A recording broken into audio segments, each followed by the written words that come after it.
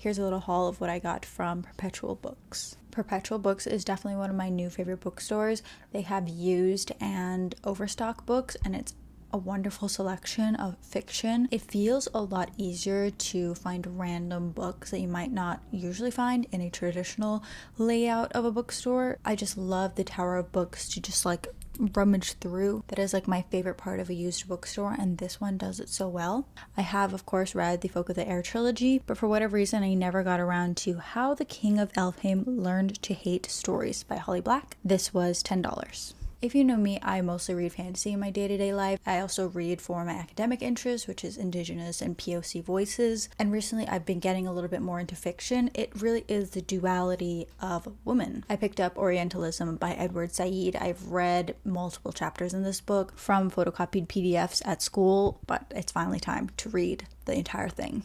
Maybe. At least I have it now, so the excuses have become less. And this was $8. Maya Archaeology by J. Eric S. Thompson. I am Open Maya. I love to read the academia out there on the Maya. Even if things are out of date and have changed, I still like to see what the tone of writing of my culture has looked like, and therefore to contrast what we can change in the future. This was $6. Kind of a random pick, but my mom and I were recently talking about John Steinbeck, and so I picked up The Pearl so that we can both read it.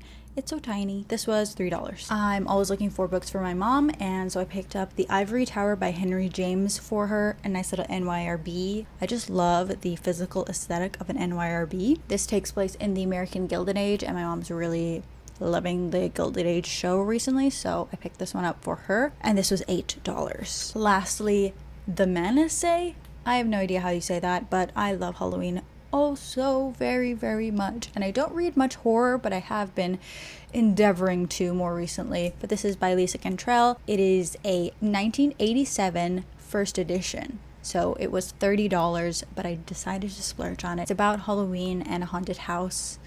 And I think it's like a classic haunted house kind of story. It is the winner of the Bram Stoker Award. So these are the books that I picked up, and I'm gonna go give my mom her book.